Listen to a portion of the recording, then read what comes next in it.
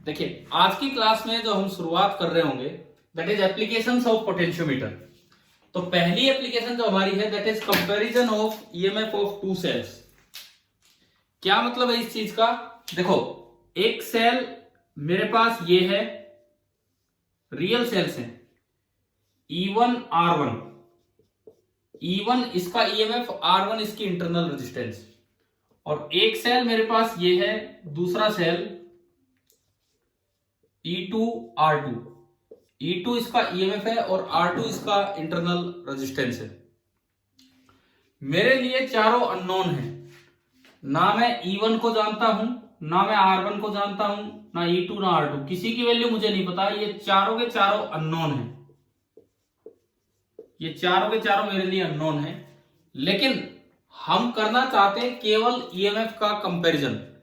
केवल EMF comparison का मतलब है कि आपको निकालना है to find E1 by E2। मुझे R1 R2 का कोई अता पता भी नहीं है, ना मुझे वो कुछ पता करना। मतलब मेरे लिए दो सेल्स दिए गए E1 R1 E2 R2 और मुझे इन चार में से दो का रेशियो निकालना है E1 बाई E2। ये है कंपैरिजन ऑफ ईएमएफ। अब देखो अरेंजमेंट क्या बनेगी वो समझिए आप। क्या अरेंजमेंट बनेगी कि हम पोटेंशियोमीटर में इसको अरेंज करें और ये E1 बाई E2 निकले। आपका ये मैं ब्लू कलर से दिखा रहा हूं पोटेंशियोमीटर वायर। ये जो ब्लू कलर है जिसको कल भी हम AB नाम दे रहे थे, तो ये हमने AB ली पोटेंशियोमीटर वायर। और इस पोटेंशियोमीटर वायर पे नीचे बना दिया ड्राइविंग सर्किट। ये एक बैटरी है, ये मैंने एक आइडियल बैटरी मान ली और इसका रेजिस्टेंस भी अगर है तो उसके साथ हम शामिल कर देते हैं रियोस्टेट के साथ E0 R0। ये हमें दिया गया है, ये है इसका ड्राइविंग सर्किट। अब मेरे को दो सेल दिए गए थे, तो मैं क्या करूं, सबसे पहले ना उनका एक सर्किट बनाता हूं। देखिए एक सेल यू लगा दिया, दोनों का पॉजिटिव एक साइड, दोनों का नेगेटिव एक साइड। लैब में हम आपको एक कनेक्शन करना सिखाएंगे कि किस तरह से ये कनेक्ट करने हैं E1 R1 E2 R2। और वहां हम ईएमएफ कंपेयर करेंगे, डेनियल सेल, लेक्लांच सेल, इनके। तो ये तो एक प्रैक्टिकल है पूरा, वहां पे ढंग से समझना आपको। ये जितनी भी इसकी एप्लीकेशंस है, आपने क्या किया, दोनों सेल्स के पॉजिटिव को आपस में टच कर दिया और जो इसका एक टर्मिनल यहां से लेना होता था उसको यहां कनेक्ट कर दिया। आपको ध्यान होना चाहिए कि पोटेंशियोमीटर के दो टर्मिनल होते थे, एक इसके पॉजिटिव एंड से जाता था और एक इसके जोकी वाले एंड से, मतलब नेगेटिव साइड से चलता था। अच्छा, यहां पे क्या यूज किया जाता है? यहां पे यूज किया जाता है एक टू वे स्विच। यहां पे जो हम यूज करते हैं this is called two way switch. Two way switch का क्या मतलब है कि इसमें ना दो की हैं। टू वे स्विच का मतलब है कि इसमें दो की हैं, एक की ऊपर होगी एंड एक की नीचे होगी। This is K1 and this is K2। और आपने ये जो पॉइंट है ये थ्रू गैल्वेनोमीटर एंड जॉकी इस पे टच किया। पहले तो आप पहली एप्लीकेशन का सर्किट डायग्राम समझिए क्या बनाना है। लैब में आपको बनाना भी पड़ेगा एग्जैक्टली। आपने ऊपर एक्सटर्नल सर्किट के नाम पे कोई और रेजिस्टेंस नहीं लिया। E1 और E2 जो दो सेल्स थे, दोनों के ये जो पॉजिटिव एंड है ये आपस में कनेक्ट कर दिए इधर, और दोनों के नेगेटिव साइड आपने की लगा दी, जिसको कनेक्ट करना है वो हो जाएगा। अब देखो ये सर्किट डायग्राम हमें कैसे समझाएगा ईएमएफ कंपैरिजन। सबसे पहला स्टेप फर्स्ट, पहला स्टेप आपको क्या लेना है, प्रेस की K1। प्रेस की K1 मतलब K1 को ऑन कर दीजिए। तो जो आपका फर्स्ट स्टेप बनेगा उसमें आप केवल K1 को ऑन करेंगे। ये मैंने डॉट दिखा दिया, K1 को ऑन किया। आप बताओ क्या K2 इन्वॉल्व हुआ है क्या किसी भी सर्किट में? मतलब E2 सेकंड सेल इन्वॉल्व हुआ है कहीं भी किसी सर्किट में? नहीं हुआ, क्योंकि ये तो ऑफ पड़ा है। इसका मतलब क्या हुआ, नीचे ड्राइविंग सर्किट है और ऊपर ओनली E1 जुड़ा हुआ है। प्रेस की K1, find balance length L1। आपने K1 को प्रेस करके बैलेंस लेंथ L1 को ढूंढ निकाला। सपोज कीजिए यहां जब मैंने जॉकी कनेक्ट किया L1 लेंथ पे, तो इस वक्त गैल्वेनोमीटर में से करंट है 0। इस वक्त गैल्वेनोमीटर में से करंट 0 है जब आपने जॉकी को यहां टच किया। तो आप एक बार ये बताओ, मैं ये पॉइंट तो ए और जे बोल रहा हूं, और ये बाहर के 2 पॉइंट एक्स और वाई, ये बाहर के 2 पॉइंट एक्स और वाई। पहले नीचे से देख के बताओ, अगर मैं मानूं कि इसका पोटेंशियल ग्रेडियंट है के, अब के कोई की नहीं है, K1 K2 तो की का नाम दिया है। लेट के जो मैंने माना के, ये इस वायर का है पोटेंशियल ग्रेडियंट। के जो मैंने माना ये इस वायर का है पोटेंशियल ग्रेडियंट। तो आप ये बताओ VA माइनस VJ कितना है के की टर्म्स में? इन टर्म्स ऑफ के VA माइनस VJ कितना है? के L1, बिल्कुल ठीक, के इंटू L1। लेकिन अगर आप ऊपर देखें तो ये तो कनेक्टिंग वायर से जुड़े हैं, तो VA और VX तो हमेशा बराबर होगा, तो मैं VA की जगह तो VX लिख सकता हूं। और क्योंकि गैल्वेनोमीटर में करंट 0 है तो इसके अक्रॉस पोटेंशियल डिफरेंस 0 है, यानी कि जो पोटेंशियल J का होगा वही पोटेंशियल Y का होगा। तो इस वजह से VJ की जगह में लिख सकता हूं VY बराबर K इंटू L1। मतलब क्या, देखिए VA तो VX की हमेशा बराबर है क्योंकि कनेक्टिंग वायर से जुड़े हैं, लेकिन VJ VY के बराबर इसलिए क्योंकि इस समय बैलेंसिंग है तो IG 0 है। अच्छा, अब आप ऊपर ऊपर राउंड लगाओ, ऊपर ऊपर, क्या ऊपर वाले सेल में कोई करंट फ्लो कर रहा है या नहीं कर रहा है? बताओ, क्या इस सेल में कोई करंट फ्लो कर रहा है कि नहीं कर रहा है? इस वक्त नहीं कर रहा है, बिल्कुल नहीं कर रहा है। कारण क्या है? नीचे तो आपने कर दी बैलेंसिंग, ये ओपन है और ऊपर कोई और सर्किट है नहीं।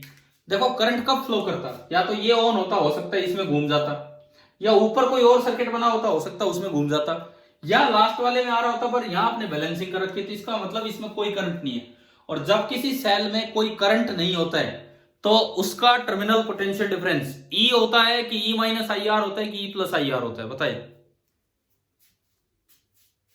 E, और यहां इसका E है E1, यानी कि इस वक्त अगर मैं देखूं तो ये पोटेंशियल डिफरेंस हो गया प्लस माइनस E1।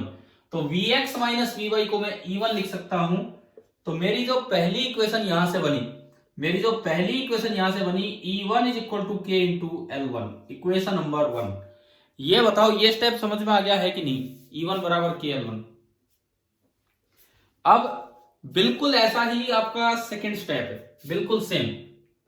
अब आपको क्या करना है, K1 को तो ओपन कर दीजिए एंड K2 को क्लोज कर दीजिए। पहले आपने दोनों ओपन थे, फिर आपने K1 को क्लोज किया था, क्लोज मतलब ऑन किया था। अब ये कहता है कि K1 को तो ऑफ कर दो और K2 को ऑन कर दो, दूसरा step. And find balance length, और दूसरी बैलेंस लेंथ आप निकालो जो मैंने मानी L2। सपोज कीजिए ये जो की पॉइंट है ये यहां की बजाय कहीं और चला गया, जहां भी गया, और जो नई बैलेंसिंग लेंथ है दैट इज L2। अब फिर से सेम स्टेप रिपीट होगी इस बार, लेकिन VA माइनस VJ, ये मैं J डैश बोल देता हूं, पिछली बार J बोला, इस बार J डैश बोल दिया। VA माइनस VJ डैश, अगर यहां से देखें तो KL2, VA की जगह VX में लिख सकता हूं क्योंकि ये कनेक्टिंग वायर से जुड़े हैं, और VJ डैश की जगह VY क्योंकि गैल्वेनोमीटर के अक्रॉस कोई डिफरेंस है नहीं। तो VX माइनस VY बराबर KL2 आ गया। अब बताओ ऊपर से देख के कि VX माइनस VY कितना होगा? बताइए, Vx माइनस VY कितना होगा?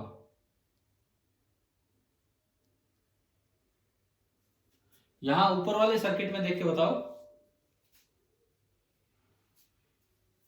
E या E1 या E2 या कुछ और बताओ। देखो इधर सुनो, ये सेल तो कनेक्टेड ही नहीं है, ये तो वैसे ही हवा में है, हटाओ इसको, बचा केवल ये सेल। अब हमें बस यही पता करना है क्या इसमें करंट है कि नहीं। नीचे तो कर रखी है बैलेंसिंग, ऊपर कोई सर्किट कंप्लीट नहीं है, इसका मतलब इस सेल में करंट 0 होगा, और अगर इस सेल में करंट 0 होगा तो यहां जो पोटेंशियल डिफरेंस होगा वो ओनली इसका EMF। तो अगर आप Vx माइनस Vy देखो, हमने कभी बताया था कि जब भी कभी किसी लाइन में पोटेंशियल डिफरेंस देखना होता है, ये होता है फाइनल माइनस इनिशियल। तो इनिशियल से फाइनल की तरफ चलो, y से x की तरफ आओ, ऊपर तो रास्ता ही नहीं है, वो तो ओपन पड़ा है, इधर से आओ, y से x की तरफ गए तो पहली एंट्री माइनस से है तो प्लस के साथ लिखा जाएगा, यानी कि Vx माइनस Vy को मैं क्या लिख सकता हूं इस बार, E2। तो हमारी दूसरी इक्वेशन बनी E2 बराबर K इंटू L2। आप बताएं कि आपको ये दोनों इक्वेशन समझ में आ गई है या नहीं?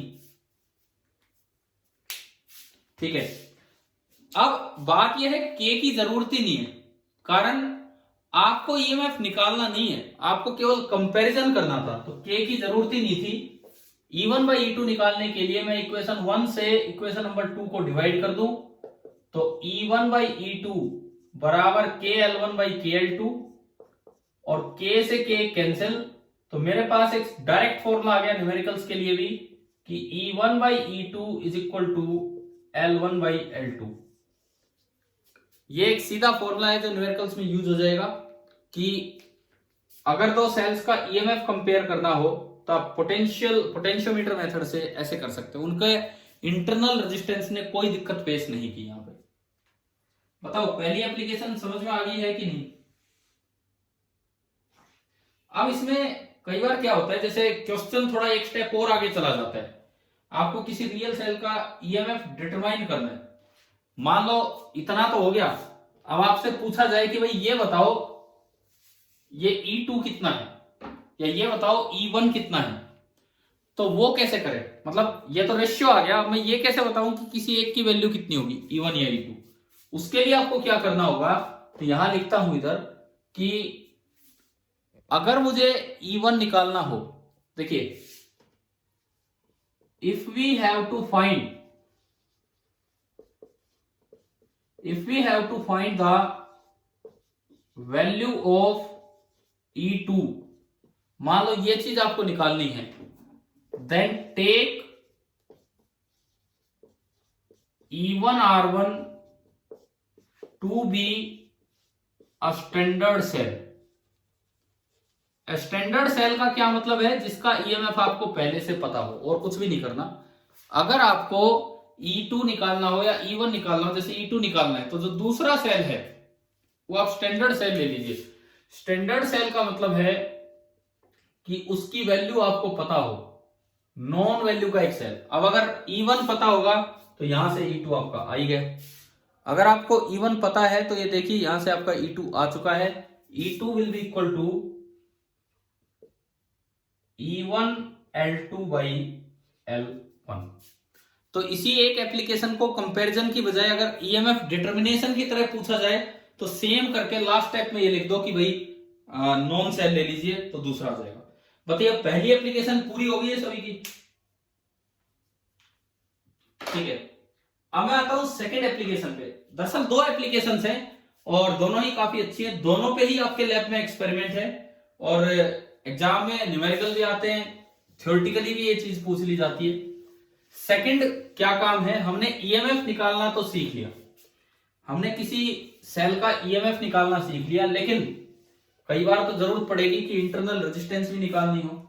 तो जो हमारी दूसरी एप्लीकेशन होगी that will be determination of internal resistance of a cell.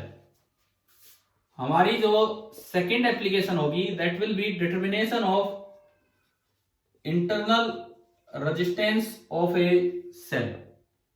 ये चीज हम देखें, आपको एक सेल दिया गया है, कोई भी एक रियल सेल है, ईएमएफ E है और इंटरनल रेजिस्टेंस है R। ये कोई भी एक सेल है ER। अरे ये क्या था, अब सुनो, E जो है वो भी अननोन है, R जो है वो भी अननोन है। ना तो मैं E जानता हूं ना R। जैसे पिछली बार चार चीजें अननोन थी, E1 E2 R1 R2। E unknown है, R अननोन है, लेकिन आपको E का पता ही नहीं लगाना। E पता लगाने के लिए तो मैंने पिछला मेथड सिखा दिया। अब हमें केवल और केवल क्या पता लगाना है, इसका स्मॉल r। हमें केवल स्मॉल r पता लगाना है। तो उसके लिए देखो, उसके लिए आप क्या करेंगे, दोबारा से वही ये तो मैं एक बार लिख के मिटा देता हूं ताकि बोर्ड पे कुछ जगह बचे। दोबारा से हम वही ईएमएफ पोटेंशियोमीटर बनाए। ये एक पोटेंशियोमीटर वायर है जिसको हमने नाम दे रखा है ए बी। नीचे हमने उसका ड्राइविंग सर्किट बना रखा है जिसको हम यहां से ईएमएफ देते हैं ई नॉट, एंड जो रियोस्टेट से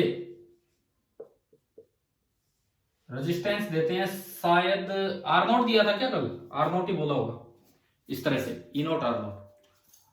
अब देखिए, अगर मुझे कोई सेल लेना है और मैं उसका इंटरनल रेजिस्टेंस निकालना चाहता हूं, suppose this is the test cell, ये वो टेस्ट सेल है ई आर। ई का मुझे पता नहीं लगाना, ई का पता मुझे नहीं लगाना, मुझे केवल आर का पता लगाना है। तो सबसे पहले बाहर एक सर्किट कंप्लीट करो, बाहर कोई आप एक्सटर्नल रेजिस्टेंस लगा के रखो आर, और एक लगा दो स्विच, एक आप स्विच लगा दीजिए इस तरह से। इसको के मत बोलना यार, के तो हम पोटेंशियल ग्रेडियंट बोलेंगे, के जो हम बोलेंगे के will be the potential gradient, के जो होगा वो तो आपका पोटेंशियल ग्रेडियंट होगा। तो अब देखो किस तरह से कनेक्शन करना है। पॉजिटिव एंड जो चलेगा उसको तो इधर कनेक्ट कर दो, लैब में आप खुद करेंगे कनेक्शन कैसे होते हैं। और नेगेटिव एंड, ये इस बार वन वे स्विच है, टू वे स्विच नहीं है, this is a single switch, one way switch. और दूसरा जो एंड चलना था थ्रू जो कि एंड गैल्वेनोमीटर, ये आप इधर कनेक्ट कर देंगे। एक बार ये बताओ, सर्किट डायग्राम आ रहा है समझ में, मैंने क्या चेंज कर दिया पिछली बार की बजाय? चेंज क्यों किया है, मुझे इसमें करंट फ्लो करवाना पड़ेगा, इसलिए मैंने एक आर बार कनेक्ट किया है।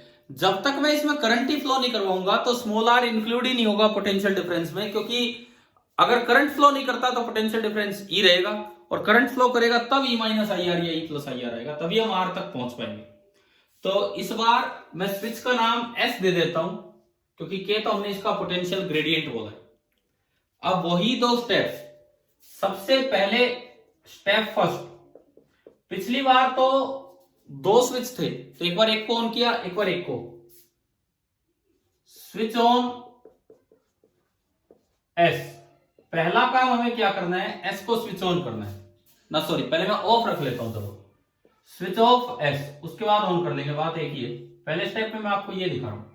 अब ये जो डायग्राम ये ऑफ का बना हुआ है, और मान लो मैंने बैलेंसिंग लेंथ ढूंढ ली, और जो बैलेंसिंग लेंथ आई मैं उसे एल बोलता हूं, मैं L1 L2 नहीं, पिछली बार तो E1 E2 थे तब L1 L2 बोल दिया, इस बार मैं L और L डैश बोलूंगा, और जॉकी को एक बार J और एक बार J डैश। तो जो आपकी बैलेंसिंग लेंथ आई, सपोज कीजिए वो L आ गई, यानी कि इतनी लेंथ पे इसमें गैल्वेनोमीटर करंट आपका आया 0। एक बार ये बताओ, नीचे देख के बताओ, इसमें VA माइनस VJ कितना है फिलहाल? KL, बिल्कुल सही, ये प्लस ये माइनस और ये K into L, VA minus VJ है K इंटू एल। अब मैं इस पॉइंट को X बोल रहा था और इसको Y। अब बताओ VX माइनस VY कितना है? नीचे तो करंट आ नहीं रहा, क्या ऊपर वाला सर्किट कंप्लीट है सेल के लिए? बोलो भाई, क्या इस स्टेप में ऊपर वाला सर्किट कंप्लीट है सेल के लिए? तो नहीं है, तो यहां कितना ईएमएफ होगा, कितना पोटेंशियल डिफरेंस होगा? प्लस माइनस ओनली ई, क्योंकि कोई करंट तो फ्लो कर ही नहीं रहा है। तो आप बता दो पहली इक्वेशन क्या बनी?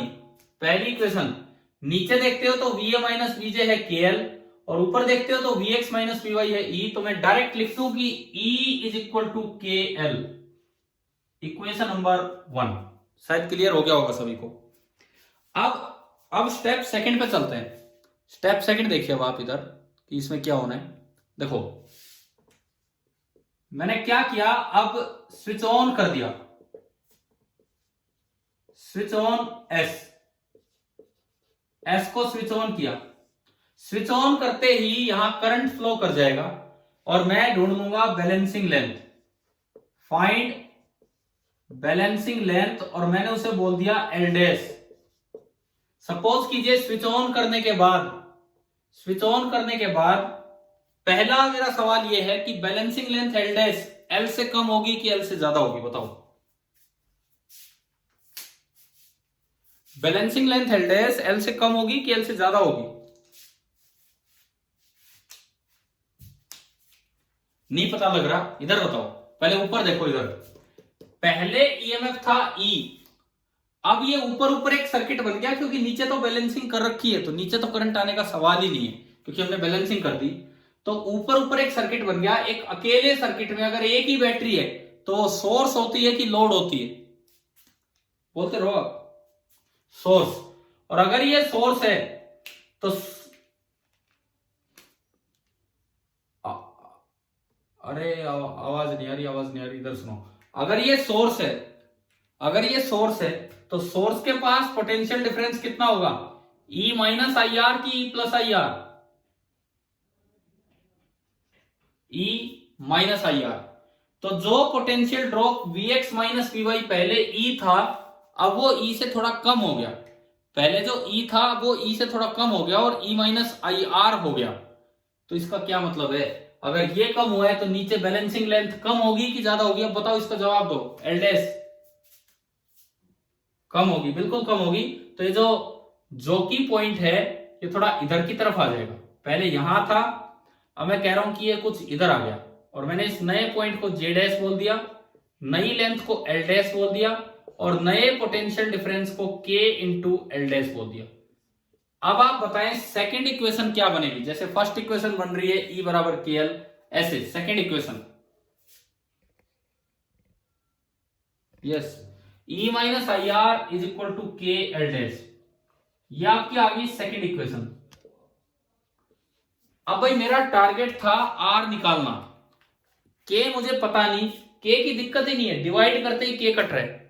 लेकिन डिवीजन के बाद एक वैल्यू है जो हमें दिक्कत दे रही है। बताओ, अगर मैं इन दोनों इक्वेशंस को डिवाइड कर दूं फिर भी R नहीं निकल के आया, तो कौन सा ऐसा फैक्टर है, कौन सा ऐसा क्वांटिटी है जो दिक्कत देगी बाद में भी? करंट। एक तो करंट और दूसरा ईएमएफ।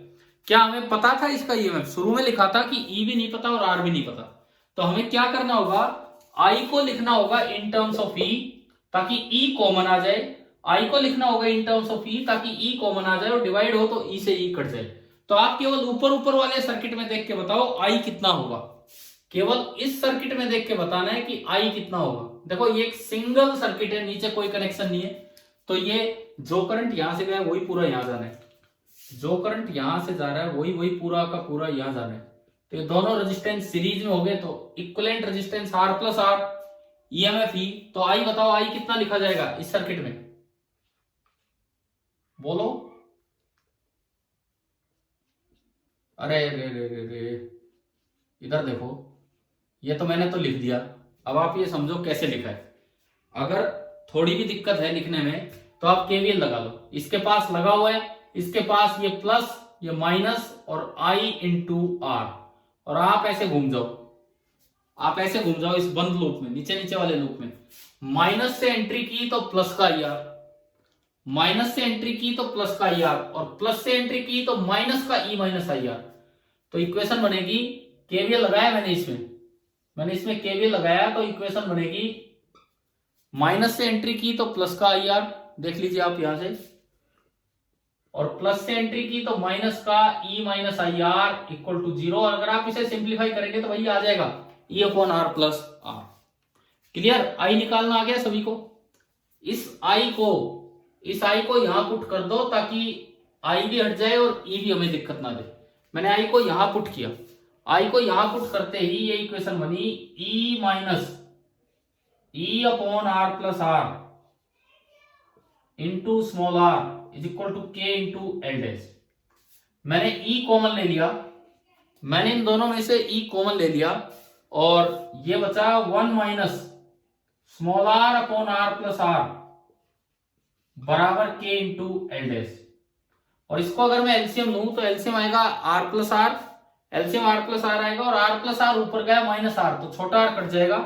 तो ये इक्वेशन फाइनली आपकी क्या बनी, ई इंटू ऊपर ऊपर ओनली क्या बचेगा, कैपिटल आर बराबर K into L dash, equation number 3। अब मैंने इक्वेशन नंबर 3 तैयार कर दी है।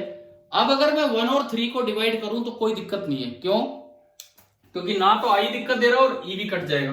तो मैं अब यहां आता हूं, मैं इक्वेशन 1 से इक्वेशन 3 को अब डिवाइड करूंगा। देखिए, इक्वेशन नंबर 1 से इक्वेशन नंबर 3 को मैंने डिवाइड किया, तो 1 में left hand side only E है, यहां एक तो ई है, एक आर है, और आर प्लस आर है जो ऊपर चला जाएगा। 1 में ऊपर के एल है एंड इधर है के एल डैश, तो के से के फिर कट गया, और खास बात यह है कि ई से ई भी कैंसिल हो गया। अब एक सिंगल इक्वेशन आ गई जहां से मैं कैपिटल आर की टर्म्स में स्मॉल आर निकाल सकता हूं। देखिए क्या ये, उसको एक फॉर्मूले की तरह हम याद भी रखेंगे। ये हमारी इक्वेशन बनी r plus r upon capital R is equal to l by l dash. मैंने कैपिटल आर से डिवाइड कर दिया, मैंने कैपिटल आर से इसको डिवाइड कर दिया। कैपिटल आर से डिवाइड करते ही ये बना 1 plus r by r is equal to l by l dash, यानी कि r by r is equal to l by l dash minus 1। यहां से आ गया r by r is equal to l dash LCM l minus L dash, and final answer जो हमें फॉर्मूले की तरह याद रखना है न्यूमेरिकल्स के लिए, small are is equal to capital R into l minus L dash upon l dash. ये आपका फॉर्मूला आ गया जो आपको इंटरनल रेजिस्टेंस डिटरमाइन करने के लिए याद रखना होगा। अब इसमें थोड़ा ध्यान रखना, स्मॉल आर तो वो वैल्यू है जो अकेला सेल था जिसकी इंटरनल रेजिस्टेंस आप निकालना चाहते हैं। कैपिटल आर ये रियोस्टेट की रेजिस्टेंस नहीं थी। कैपिटल आर हमने कौन सी ली, जो उसके साथ एक्सटर्नल रेजिस्टेंस वहां कनेक्ट की।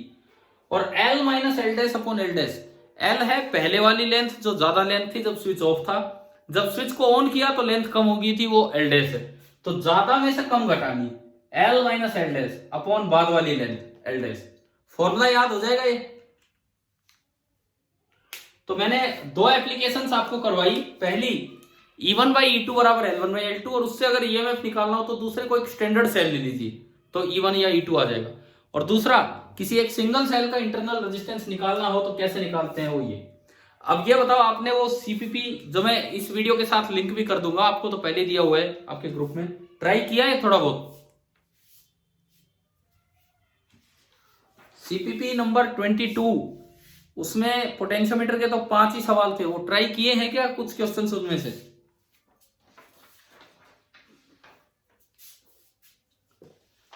नहीं किए तो अभी देखो एक सवाल, मैं इस एप्लीकेशन पे एक सवाल करवा रहा हूं अभी। ये जो एप्लीकेशन आपकी है इस पे एक क्वेश्चन ले रहा हूं। ये हम चल रहे हैं सीपीपी नंबर 22 पे। इस असाइनमेंट में मैंने पिछले वाले पेज पे नंबर 6 में तो पूरा आपको कलर कोड दिया है, किसी बच्चे ने तो देख ही लिया होगा ये असाइनमेंट अभी तक। क्वेश्चन नंबर 6 में आपको पूरी कलर कोड की टेबल और उस पर 3 सवाल दिए हैं, तो उन चीजों पे तो मैं यहां नहीं आ रहा हूं। मैं अभी जो पोटेंशियोमीटर वाली 2-3 बातें हैं वो आपको समझा रहा हूं। तो जो अभी हमने खत्म किया उस पे बेस्ड है क्वेश्चन नंबर 4। मैं यहां लिखता हूं, पढ़ता हूं, आप देखना क्या है। In a potentiometer arrangement for determining the EMF of a cell, ये कहता है कि कोई पोटेंशियोमीटर अरेंजमेंट था कहीं भी कोई ईएमएफ वगैरह निकालने के लिए। The balance point of the cell in open circuit is 350 centimetre.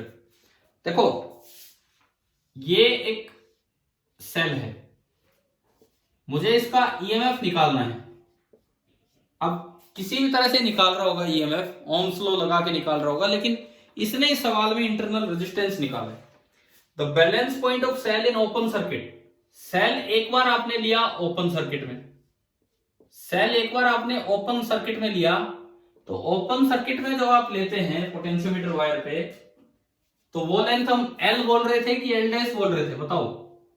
Open circuit में जब था एल। तो इन्होंने, मैं क्वेश्चन में लिखता हूं कि क्या दिया है कि जो बैलेंस लेंथ है ओपन सर्किट की, ओपन सर्किट की बैलेंस लेंथ है 350 सेंटीमीटर।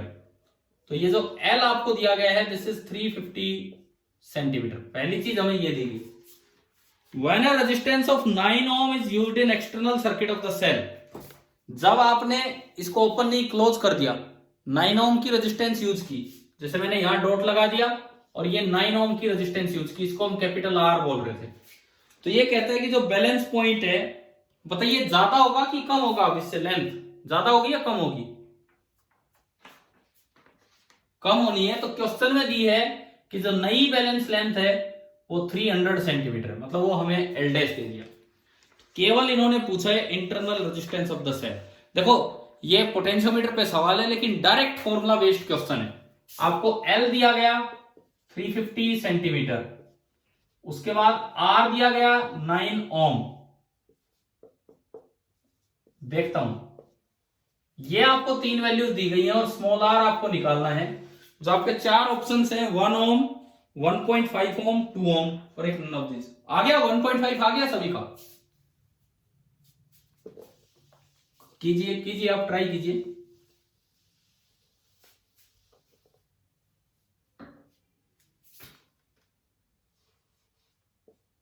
स्मॉल आर का फॉर्मूला था कैपिटल आर इंटू बड़ी माइनस छोटी लेंथ अपॉन छोटी लेंथ। तो कैपिटल आर तो है 9 ओम, बड़ी माइनस छोटी लेंथ आपकी बन रही है 50 सेंटीमीटर, और जो छोटी लेंथ है 300 सेंटीमीटर। सेंटीमीटर से सेंटीमीटर गया तो this is 1/6, so this is 9/6 ohm. 9/6 is 3/2 ohm and this is 1.5 ohm. तो आपको इस चौथे सवाल का आंसर मिल गया है और ये आपका आंसर आया बी। फोर्थ का आपका आंसर है बी। आप पहले ये बताओ, पोटेंशियोमीटर की ये एप्लीकेशन क्लियर हुई? इस क्वेश्चन में कैसे अप्लाई किया हमने? ठीक है। अब मैं एक बार पहले आगे बढ़ने से पहले, टाइम है आज, अभी पोटेंशियोमीटर पूरा हो रहा है आराम से, आगे बढ़ने से पहले मैं पहले 3 सवाल ले रहा हूं, चाहे किसी ने ट्राई किए हो या ना किए हो, आपको आपसे पूछते हुए ही लूंगा यहाँ पे। सीपीपी नंबर 22 का क्वेश्चन नंबर 1 सुने आप। देखिए इसमें दिया है एक पोटेंशियोमीटर वायर है, एक कोई पोटेंशियोमीटर वायर है, उसके बारे में बता रखा है।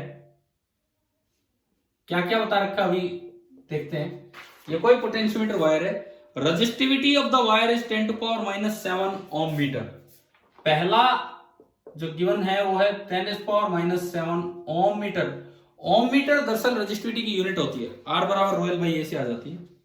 And it's area of cross section is 10⁻⁻6 metre square. ये जो एरिया ऑफ क्रॉस सेक्शन है दिस इज 10⁻⁻6 मीटर स्क्वायर, ये हमें दिया गया है। When a current of 0.1 ampere, ये कहता है कि जब इसमें करंट 0.1 एम्पियर का फ्लो कर रहा है, the potential gradient across the wire. Potential gradient मतलब के। तो बताओ कैसे कैसे निकालें इस क्वेश्चन में के? हाँ, कल आपने के 2 फॉर्मूले पढ़े थे, या तो रो आई अपॉन ए या V A minus V B upon total length. तो यहां तो टोटल लेंथ का कोई जिक्र ही नहीं है, तो हमारा पहला फॉर्मूला डायरेक्ट लग रहा है रो इंटू आई अपॉन ए। बताओ क्या आंसर आ रहा है? ये जब आप सोल्व करेंगे, इसमें पुट करेंगे रो 10⁻⁷ इंटू आई है 0.1, 10⁻⁻1 अपॉन ए 10⁻⁻6। तो ये ओनली बचा 10⁻⁻2 वोल्ट पर मीटर। और ये जो इसमें आंसर है दिस इज सी। तो फर्स्ट का आपका आंसर आ गया सी। समझ में आ रहा है ना पोटेंशियोमीटर पे कैसे सीधे क्वेश्चंस हैं। अब मैं लेता हूं सेकंड क्वेश्चन, क्वेश्चन नंबर 2, इसी सीपीपी का पोटेंशियोमीटर वाले असाइनमेंट का क्वेश्चन नंबर 2। ये देखो, a potentiometer wire of length 1 metre has a resistance of 5 ohm. एक पोटेंशियोमीटर वायर है, ये एक पूरी पोटेंशियोमीटर वायर है। मैं जो गिवन चीजें बस वो दे रहा हूं आपको, आप बताएंगे कैसे। इसकी टोटल लेंथ को हम लिखते थे कैपिटल एल, 1 मीटर। ये एंड ए, ये एंड बी, टोटल लेंथ आपकी है 1 मीटर। और इसकी जो रेजिस्टेंस है दैट इज 5 ओम। यानी कि हमें एक चीज दी गई है कि R A B this is 5 ohm, ये दिया गया है। It is connected to an 8 volt battery in series with resistance of 15 ohm. मतलब ड्राइविंग सर्किट के बारे में बताया, ड्राइविंग सर्किट के बारे में बताया भाई, इसको एक 8 वोल्ट की बैटरी से कनेक्ट कर दिया। मान लीजिए ये है 8 volt battery in series with resistance of 15 ohm. Rheostat से यहां जो रेजिस्टेंस कनेक्ट किया है दैट इज 15 ओम। ये हमें जानकारी दी गई है। Determine the EMF of the primary cell. देखो प्राइमरी सेल नाम से कंफ्यूज मत होना, प्राइमरी और सेकेंडरी सेल में बस यही डिफरेंस है। प्राइमरी सेल रिचार्ज नहीं होते, सेकेंडरी सेल वो होते हैं जो आप घर पे ही रिचार्ज कर सकते हो। तो ये कहता है कोई भी एक सेल है primary cell, determine the EMF of the primary cell which gives a balance point at 60 centimetre. ये कह रहा है कि कोई भी एक सेल लगाया था E, R, लेकिन उसने जो बैलेंस पॉइंट दिया वो दिया 60 सेंटीमीटर पे। 60 सेंटीमीटर पे गैल्वेनोमीटर करंट जीरो हुआ। तो सर्किट आपको समझ में आ ही गया होगा, आपको केवल और केवल E बताना है, E। हाँ जी, क्वेश्चन दिख के समझ में आ गया क्या है ये सवाल? तो एक बार कोशिश करो, इसमें 2 मिनट लगाओ कि ये ईएमएफ क्या होगा इसका। 4 जो ऑप्शंस लिखे हैं, पहला ऑप्शन है 1.2 वोल्ट, दूसरा ऑप्शन है 2.4 वोल्ट, तीसरा ऑप्शन है 3.6 वोल्ट और चौथा ऑप्शन है 8 वोल्ट। ये इसके 4 ऑप्शंस हैं।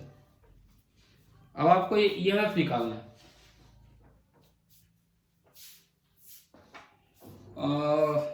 8 वोल्ट तो नहीं आएगा। क्या मैंने कल के निकालना सिखाया था वर्किंग के टाइम?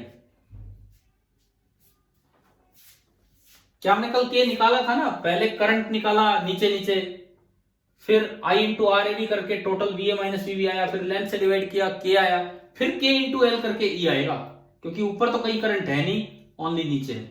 तो आप सबसे पहले तो ड्राइविंग सर्किट में करंट बताओ कितना है। ड्राइविंग सर्किट में करंट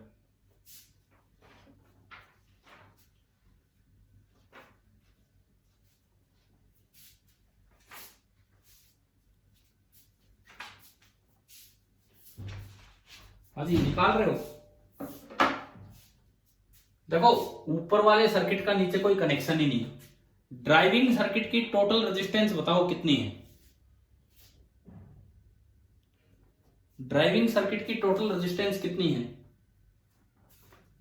ना ना ना, ध्यान से देखो। 15 ओम तो केवल रियोस्टेट की है, साथ में इस वायर की भी तो है। इस वायर की कितनी है? 5। और ये दोनों सीरीज में है, क्योंकि ऊपर तो बैलेंसिंग हो चुकी है, तो जो करंट यहां से आएगा वही पूरा पूरा यहां घूमेगा। ये करंट सेम रहना है, जो इसमें है वही इसमें। तो बताओ ड्राइविंग सर्किट की टोटल रेजिस्टेंस कितनी है सीरीज में? 20। तो जो करंट आएगा, करंट जो ड्राइविंग सर्किट में करंट आएगा that will be 8/20 V by r equivalent. 8/20, 4 से गया 4 2 8 4 5 20, यानी कि आपको करंट मिल गया 2/5 एम्पियर। मैं जैसे कल के निकालना सिखाया उसी लिए तो ये सवाल दिया था आपको करने के लिए। आई आ गया। अब बताओ अगला स्टेप क्या होता था? VA माइनस VB कैसे निकालें आई आने के बाद?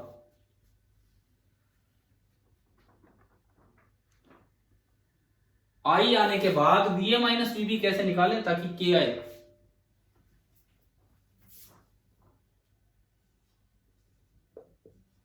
Yes, VA minus VB is equal to I into RAB। आप याद करो यार, कल ही सिखाई थी ये सारी चीजें। तो I आपका है 2/5 और RAB आपका है 5। 5 से 5 गया तो पूरा वायर के क्रॉस पूरी पोटेंशियल डिफरेंस है 2 वोल्ट। अब बताओ K कितना होगा? अगर टोटल पोटेंशियल डिफरेंस 2 वोल्ट है तो K कितना होगा? VA minus VB upon L।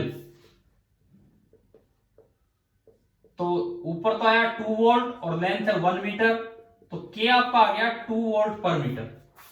K की वैल्यू मेरी निकल के आई 2 वोल्ट पर मीटर। एंड 60 सेंटीमीटर मतलब 0.6 मीटर। तो बताइए नीचे से देखा VA माइनस VJ, तो कितना पोटेंशियल ड्रॉप है ये? K into L. के तो आपका है 2 वोल्ट पर मीटर और लेंथ है 0.6 मीटर। मीटर से मीटर कट गया तो ये आ गया 1.2 वोल्ट। VA माइनस VJ आ गया 1.2 वोल्ट। क्लियर। और अगर आप ऊपर देखते हो VA माइनस VJ तो आपका आ गया 1.2 वोल्ट। अब अगर आप ऊपर देखते हो तो ऊपर तो कोई करंट है ही नहीं, तो केवल EMF ही पोटेंशियल डिफरेंस होगा। तो हमारा आंसर आ गया E बराबर 1.2 वोल्ट। बताइए समझ में आया कि नहीं आया। सेकंड का आंसर आ गया A।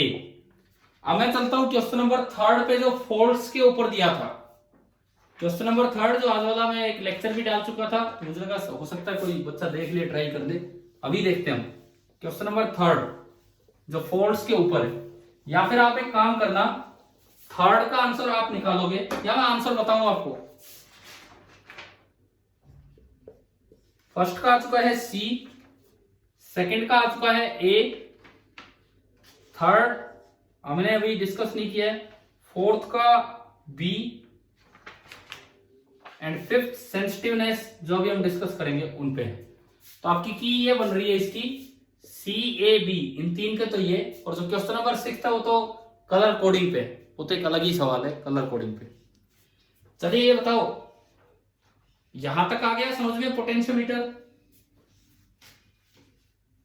अब कई बार क्या होता है, जैसे इंटरनल रेजिस्टेंस को डिटरमाइन किया जाता है, लेकिन उसको इस तरह से मतलब सर्किट चेंज करके दे देते हैं। एक्सटर्नल सर्किट ऐसा दे देते हैं कि उसमें स्विच ऑफ होने की कोई गुंजाइश नहीं है। एक बार वो R1 के साथ कनेक्ट होगा और एक बार वो R2 के साथ कनेक्ट होगा। क्या है, अब आप ये देखिए, वही determination of EMF of internal resistance जो है, उसी को एक दूसरे तरीके से दिखाता हूं मैं यहां पे। Determination of small r, determination of small r by shunting. Shunt का मतलब होता है पैरेलल। संट एक वर्ड है जो फिजिक्स में पैरेलल के लिए यूज किया जाएगा। दरअसल ये तो इंग्लिश का एक वर्ड है।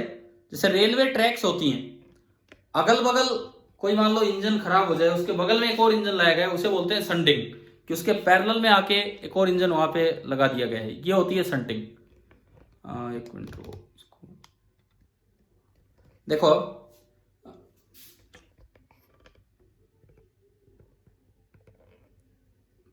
मान लीजिए determination of small r by shunting the cell with 2 different resistances. Determination of small r by shunting the cell with 2 different resistances. ये है। पहले तो इसका सर्किट डायग्राम देखिए क्या है। सपोज ये पोटेंशियोमीटर वायर, जिसको मैं नाम दे रहा हूं AB। नीचे इसका ड्राइविंग सर्किट, जिसका कोई EMF होगा और रियोस्टेट से कुछ रेजिस्टेंस होगी। ऊपर एक सेल तो ये था, ऊपर एक सेल तो ये था जिसका आपको इंटरनल रेजिस्टेंस निकालना है। मुझे E नहीं पता, लेकिन मुझे केवल R निकालना है। हमने पिछली बार केवल एक ही सेल यूज किया था, कैपिटल R। मैं इस बार कह रहा हूं कि मैं 2 सेल्स यूज कर रहा हूं, 2 सेल बोल रहा हूं, सॉरी रजिस्टर। मैं इस बार 2 रजिस्टर यूज कर रहा हूं इस सेल के बगल में लगाने के लिए। एक बार मैं ले रहा हूं R1, एक बार मैंने लिया R1 और एक बार मैंने लिया R2, और दोनों के साथ मैंने 2 स्विच लगा दिए। एक बार मैं एक को कनेक्ट करूंगा, एक बार एक को। अच्छा, स्विच दिखाने का मैं थोड़ा सा बड़ा बनाता हूं। यहां पे देखिए क्या है ये डायग्राम। ऊपर इस तरह का अरेंजमेंट है कि ये कोई सेल है जिसका इंटरनल रेजिस्टेंस आप मेजर करना चाहते हैं, ER। मुझे तो ये निकालना है, ये R क्या है। मैंने इसके लिए क्या किया, इधर वाली साइड यहां 2 रेजिस्टेंस ले लिए, एक R1 एक R2। एक स्विच इसमें लगा दिया K1 और एक स्विच इसमें लगा दिया K2, और ये इस तरह से कनेक्ट कर दिए। पोटेंशियोमीटर के साथ इनका वही कनेक्शन, ये वाला एंड ये हाई पोटेंशियल एंड है सेल का, तो ये हाई की तरफ, और ये जो लो पोटेंशियल एंड है ये थ्रू गैल्वेनोमीटर एंड जो कि वायर पे। ये आपका अरेंजमेंट है। अच्छा, ऐसा भी हो सकता है कि क्वेश्चन में K1 और K2 ऐसे ना दिखा के आपको यूं दिखा दिया जाए, ये भी एक सिंपल तरीका है। यूं कर रखा है, यूं कर रखा है, और यहां पे स्विच को इस तरह से दिखा देते हैं कि या तो ये इधर कनेक्ट होगा या फिर ये इधर कनेक्ट होगा, ये K1 और ये K2। तो सर्किट तो कैसे भी दिखा सकते हैं, शायद आपको समझ में आ गया होगा क्या चेंज है। अब इसमें मैं बताता हूं कि नॉन वैल्यूज क्या है। पहली बात, अननोन, ना तो मैं ईएमएफ जानता हूं, ना मैं इंटरनल रेजिस्टेंस जानता हूं, और ना मैं पोटेंशियल ग्रेडियंट जानता हूं। नॉन, मैं केवल R1 जानता हूं और R2 जानता हूं। R1 R2 मुझे पहले से पता है कि ये क्या वैल्यूज है। अब आपको करना क्या होगा, पहला स्टेप कि की को K1 की तरफ ले जाओ। मैं उसको उसी तरह अगर दिखा दूं आपको, तो पहला स्टेप है कि एक बार K1 को प्रेस कर लो, ये K1 ये K2। एक स्टेप होगा K1 को प्रेस करके बैलेंस लेंथ ले आओ। सपोज वो बैलेंस लेंथ आई L1। मैं कहता हूं कि जब आपने R1 कनेक्ट किया, जब ऊपर R1 कनेक्ट किया तो नीचे बैलेंस लेंथ आई, सपोज कीजिए, जब मैंने R1 कनेक्ट किया तो नीचे जो बैलेंस लेंथ आई वो मैंने बोल दी L1। उसके बाद जब मैंने R2 वाली स्विच को ऑन किया, ऊपर वाला ऑफ किया, तो सपोज कीजिए बैलेंस लेंथ आई L2। अब मेरे पास चार चीजें नॉन हो गई हैं, R1 R2 L1 और L2, R1 R2 L1 और L2।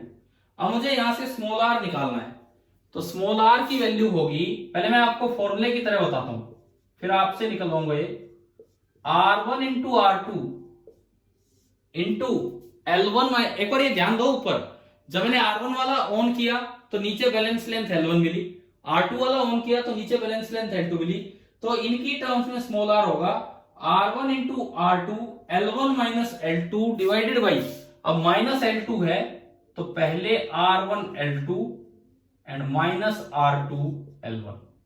ये आपका फॉर्मूला है इस तरह के क्वेश्चंस के लिए, ये आपका फॉर्मूला है इस तरह के क्वेश्चंस के लिए। हाँ जी भाई, ये बताओ फॉर्मूला याद करो पहले, तो कैसे आएगा वो आप करोगे, बिल्कुल वैसे ही 2 स्टेप्स में जाना होगा, या मैं स्टार्ट करवा दूंगा अभी। पहले तो आप ये फॉर्मूला याद कीजिए क्या है, कि अगर क्या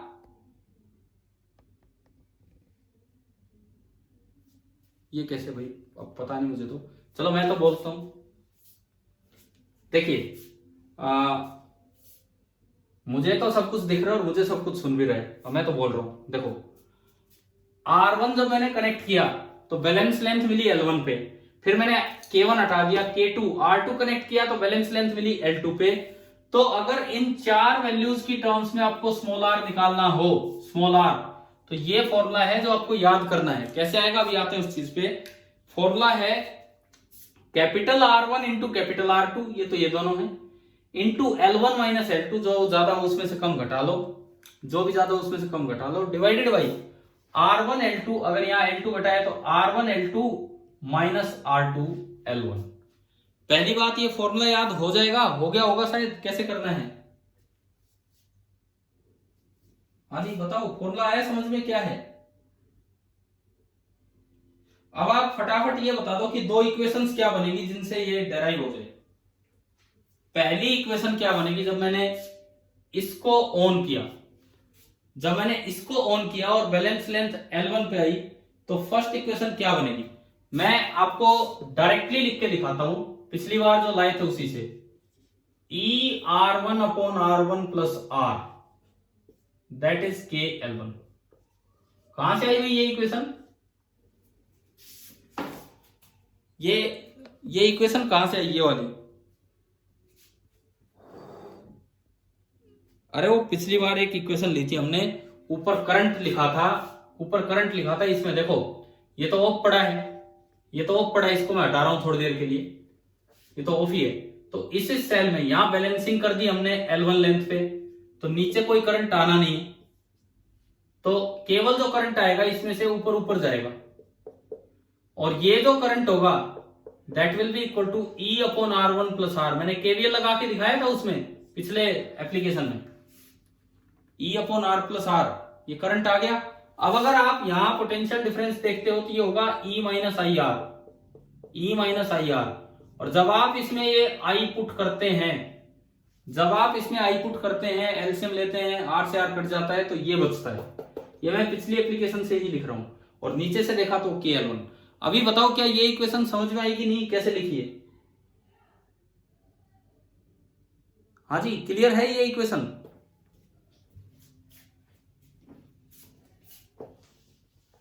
सेकंड, ऐसे दूसरी इक्वेशन क्या बनेगी? दूसरी बार आपका R1 हट जाएगा, दूसरी बार आपका R1 हट जाएगा, और आप केवल R2 को कनेक्ट कर देंगे। तो अब जो करंट फ्लो करेगा, वो जो करंट फ्लो करेगा वो हो जाएगा E2 upon R2 plus R, and यहां जो पोटेंशियल डिफरेंस हो जाएगा वो हो जाएगा E माइनस E2 नहीं sorry E upon R2 plus R, और पोटेंशियल डिफरेंस हो जाएगा E minus I into r. और जब आप I की ये वैल्यू रखेंगे यहां, तो अगली इक्वेशन बनेगी E into R2 upon R2 plus R is equal to K into L2, equation number 2। हाँ जी भाई बताओ, एक बार थोड़ा जवाब देना, क्या ये दोनों इक्वेशन समझ गए हो आप कैसे बनाई हैं? जैसे पिछली एप्लीकेशन में थी वैसी ही। और अब आप 1 से 2 को डिवाइड करके ये फॉर्मूला ले आएंगे। अगर आपको फॉर्मूला ना याद रहे तो भी अलग अलग इक्वेशन बना के न्यूमेरिकल सोल्व करेंगे। ये कोई स्टैंडर्ड एप्लीकेशन नहीं है, स्टैंडर्ड एप्लीकेशन तो थी पिछली, परंतु क्वेश्चंस आ जाते हैं इस तरह के R1 R2 वाले, तो उसके लिए मैंने आपको एक फॉर्मूला बना के दिया है जो आपको याद रखना है। हाँ जी, पोटेंशियोमीटर आया यहां तक समझ में? अब इसमें दो छोटी छोटी टर्म्स है, लास्ट दो टर्म्स बस वो आप सुने, एक कैलिब्रेशन और एक सेंसिटिविटी। वैसे हमारा टाइम भी ऑलमोस्ट हो रहा है, लेकिन आप सुनिए ध्यान से। एक कैलिब्रेशन और एक पोटेंशियो इसकी सेंसिटिविटी। पहली बात, अगर कहीं ये वर्ड यूज हो कैलिब्रेशन ऑफ पोटेंशियोमीटर, तो कैलिब्रेट करने का मतलब है to determine the value of potential gradient. Calibrate करने का मतलब है to determine the value of potential gradient, कि आपको अगर एक्सपेरिमेंटली के निकालना हो, पोटेंशियल ग्रेडियंट निकालना हो, तो कैसे निकालेंगे वो देखिए आप। पोटेंशियल ग्रेडियंट निकालना हो कैसे निकालेंगे देखिए। ये आपकी पोटेंशियोमीटर वायर थी, ये पोटेंशियोमीटर वायर थी, ये हमने कोई भी नीचे ड्राइविंग सर्किट बना रखा है E नोट R नोट, ये आपका ड्राइविंग सर्किट है। और अब आप क्या करो, आपको के नहीं पता, आप ऊपर एक स्टैंडर्ड सेल ले लो ER। ये मैंने बोला this is a standard cell. Standard cell का मतलब होता है कि उसका EMF आपको पता है, EMF आपको पता है, और आप बैलेंसिंग करवा लो। मान लो ये जॉकी की वो पोजीशन है जहां पे गैल्वेनोमीटर करंट 0 है, और बैलेंसिंग लेंथ मैंने मेजर कर ली L। तो अगर मैं यहां से देखता हूं तो पोटेंशियल डिफरेंस होगा K इंटू L, और ऊपर से देखता हूं तो क्योंकि सेल में तो करंट जा ही नहीं रहा, तो पोटेंशियल डिफरेंस ओनली होगा E। एंड वही आपने इक्वेशन बनाई, E बराबर KL। E तो नॉन है क्योंकि स्टैंडर्ड सेल है, L आपने मेजर कर दिया, E जो है ये पहले से पता थी, L मेजर कर दिया, तो यहां से K निकल के आया E by L। This is known as calibration of potentiometer. बताओ ये बात आ गई है समझ में? और अब एक आखिरी बात, मीटर ब्रिज की सेंसिटिविटी। आखिरी चीज मीटर ब्रिज की सेंसिटिविटी। ये क्या होता है कि कोई भी इंस्ट्रूमेंट ज्यादा सेंसिटिव कब होता है? अच्छा, कोई आदमी है, कोई बच्चा है, ज्यादा सेंसिटिव है, इसका क्या मतलब है कि आप उसको थोड़ा सा भी अगर कुछ कह दोगे या थोड़ा सा हाथ भी मैंने टच किया तो भड़क गया एकदम से, ये होता है सेंसिटिव होना, बहुत ज्यादा सेंसिटिव होना। इंस्ट्रूमेंट ज्यादा सेंसिटिव कब होगा? अगर छोटे से छोटा पोटेंशियल डिफरेंस भी वो मेजर कर पा रहा है तो वो ज्यादा सेंसिटिव होगा। देखो, एक एमीटर है और एक मिली एमीटर है, कौन ज्यादा सेंसिटिव है? Milliammeter. एक मिली एमीटर है और एक माइक्रो एमीटर है, कौन ज्यादा सेंसिटिव है? माइक्रो, क्योंकि माइक्रो एमीटर वाला तो 10 माइक्रो एम्पियर का करंट दिखाएगा, उसकी निडल भाग के जाएगी 10 पे। एमीटर लगा दो 10 माइक्रो एम्पियर पे तो वो स्टार्ट ही नहीं होगा, कुछ पता ही नहीं लगेगा करंट है कि नहीं। तो सेंसिटिवनेस का मतलब है कि ज्यादा छोटा पोटेंशियल डिफरेंस मेजर कर पाना। तो इसका एक ही मतलब है, आखिरी चीज मैं आपको बता रहा हूं बस, इसका एक ही मतलब है कि आप किसी तरह से इसका पोटेंशियल ग्रेडियंट कम कर दीजिए, इसे डिक्रीज कर दीजिए, तो अपने आप सेंसिटिविटी बढ़ जाएगी, अपने आप सेंसिटिविटी इंक्रीज हो जाएगी। अगर आप किसी भी सेल का किसी भी पोटेंशियोमीटर का के कम कर दोगे तो अपने आप बढ़ गई। क्यों बढ़ गई? देखो, मान लो ये है 1 सेंटीमीटर लेंथ, सपोज बैलेंसिंग यहां आ गई, भाई 1 से कम तो हम क्या मेजर करेंगे, मिनिमम 1 मान लिया मैंने। बैलेंसिंग यहां आ गई तो जो पोटेंशियल डिफरेंस आपने मेजर किया दैट इज के इंटू 1 सेंटीमीटर। तो जो वी एक्सटर्नल है, वी एक्सटर्नल दैट इज के इंटू 1 सेंटीमीटर। ज्यादा सेंसिटिव का मतलब है कि ज्यादा छोटा पोटेंशियल डिफरेंस मेजर हो जाए, तो के जितना कम होगा वी एक्सटर्नल उतना ही कम होगा। तो मतलब अगर आपको कभी भी किसी पोटेंशियोमीटर की सेंसिटिविटी बढ़ानी है, सेंसिटिवनेस बढ़ानी है, तो आप उसका पोटेंशियल ग्रेडियंट कम कर दो ताकि छोटी लेंथ पे मेजर किया गया पोटेंशियल डिफरेंस और भी छोटा हो जाए। अब पोटेंशियल ग्रेडियंट कैसे कम करना है वो आपको सोचना है, जो मैंने आपको इसमें असाइनमेंट में एक सवाल भी दिया है, क्वेश्चन नंबर 5, आप वो देखेंगे और उसके बाद ये हम आगे करते हैं। तो भाई पोटेंशियोमीटर हो गया है कंप्लीट, आ गया होगा समझ में सभी को।